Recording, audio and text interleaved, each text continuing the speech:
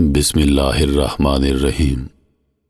رب ذوالجلال کے بابرکت نام سے شروع کرتا ہوں جو دلوں کے راز خوب جانتا ہے۔ دیکھتی آنکھوں دھڑکتے دلوں آپ تمام ناظرین کو محبتوں بھرا سلام۔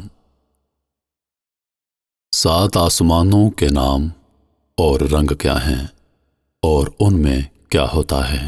هو الذي خلق لكم ما في الأرض جميعا ثم استوى إلى السماء فسواهن 7 سماوات وهو بكل شيء عليم۔ وہی تو ہے جس نے سب چیزیں جو زمین میں ہیں تمہارے لیے پیدا کی، پھر آسمان کی طرف متوجہ ہوا تو ان کو ٹھیک 7 آسمان بنا دیا اور وہ ہر چیز سے خبردار ہے۔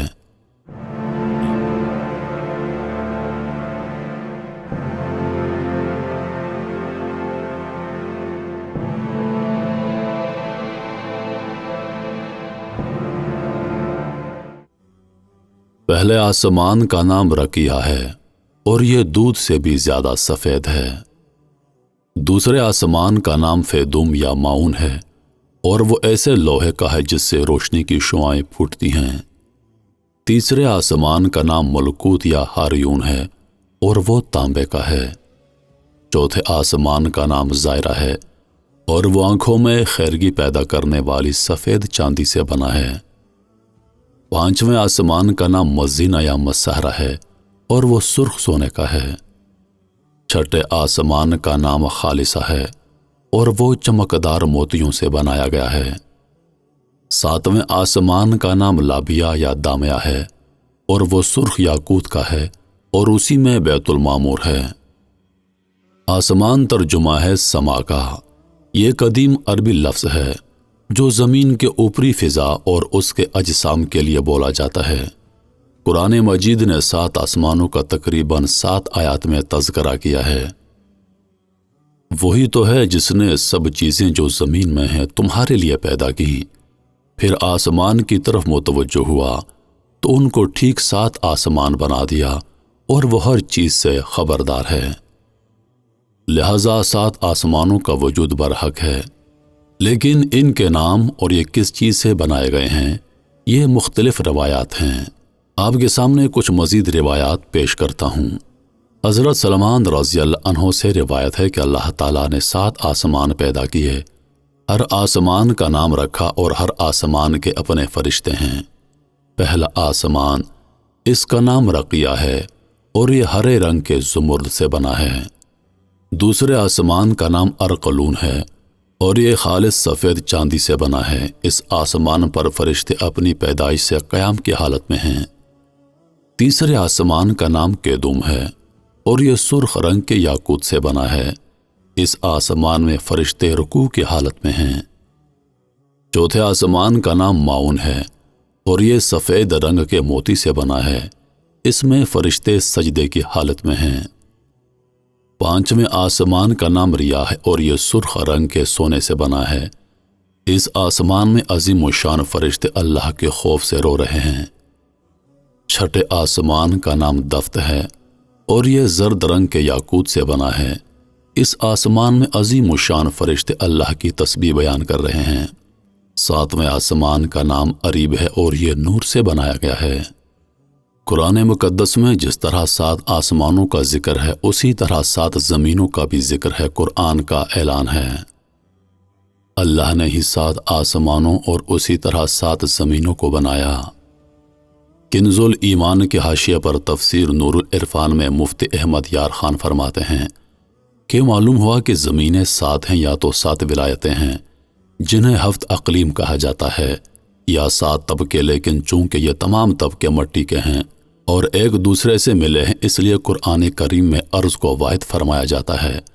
آسمان مختلف چیزوں کے ہیں اور ایک دوسرے سے دور، لہٰذا انہیں سماوات جمع فرمایا جاتا ہے۔ تفسیر القرآن کے حاشیے پر حافظ عتیق الرحمن کیلانی فرماتے ہیں، لغوی طور پہ یہ سما اور ارض اسماء نسبیہ ہیں، یعنی بلندی کا نام سما اور پستی کا نام ارض۔ گویا اس لحاظ سے پہلا آسمان دوسرے آسمان کے لحاظ سے ارض ہوا۔ اس طرح 7 آسمانوں کی طرح زمینیں بھی 7 ہیں۔ جس طرح آسمان 7 ہیں ایسے ہی زمینیں بھی 7 ہیں۔ اس لیے اسلم صورت یہ ہے کہ بس اس پر ایمان لائیں اور یقین کریں کہ زمینیں بھی آسمانوں کی طرح 7 ہیں، اور سب کو اللہ پاک نے اپنی قدرت کاملہ سے پیدا فرمایا ہے۔ تفہیم القرآن میں مولانا مودودی تحریر فرماتے ہیں، مطلب یہ کہ جیسے متعدد آسمان اس نے بنائے ہیں ویسے ہی متعدد زمینیں بھی بنائی ہیں، اور زمین کی قسم کا مطلب ہے کہ جس طرح یہ زمین جس پر انسان رہتے ہیں اپنی موجودات کے لیے فرش اور گہوارہ بنی ہوئی ہے، اسی طرح اللہ تعالیٰ نے کائنات میں اور بھی زمینیں تیار کر رکھی ہیں جو اپنی اپنی آبادیوں کے لیے فرش اور گہوارہ ہے۔ ممکن ہے کہ زمینیں 7 سے زیادہ ہوں اور اسی طرح آسمان بھی صرف 7 ہی نہ ہوں۔ یہ بات قابل ذکر ہے کہ امریکہ میں حال ہی میں رانڈ کارپوریشن نے فلکی مشاہدات سے اندازہ لگایا ہے کہ زمین جس کہکشاں میں واقع ہے صرف اس کے اندر تقریباً 40 کروڑ ایسے سیارے پائے جاتے ہیں جن کے طبی حالات ہماری زمین سے بہت کچھ ملتے جلتے ہیں، اور امکان ہے کہ ان کے اندر بھی جاندار مخلوق آباد ہو۔ موضوع القرآن میں مولانا شبیر احمد عثمانی لکھتے ہیں، یعنی زمینیں بھی 7 پیدا کی، جیسا کہ ترمذی وغیرہ کی احادیث میں ہے۔ ان میں احتمال ہے کہ نظر نہ آتی ہوں اور احتمال ہے کہ نظر آتی ہوں، مگر لوگ ان کو کواکب سمجھتے ہوں، جیسا کہ مریخ وغیرہ کی نسبت آج کل حکماں یورپ کا گمان ہے کہ اس میں پہاڑ، دریا اور آبادیاں ہیں۔ فرماتے ہیں، یہ کائنات اس آسمان اور اس زمین تک محدود نہیں، بلکہ یہ پہلا آسمان ہے جسے ہم اپنے اوپر دیکھ رہے ہیں۔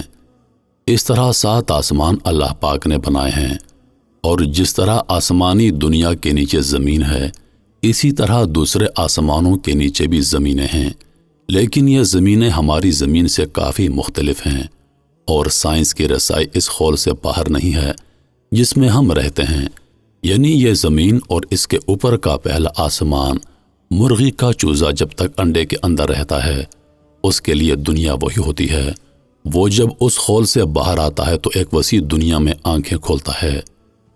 اسی طرح ہم اس زمین اور اس کے خول میں بند ہیں، لیکن اللہ کی کائنات اس حد تک محدود نہیں ہے۔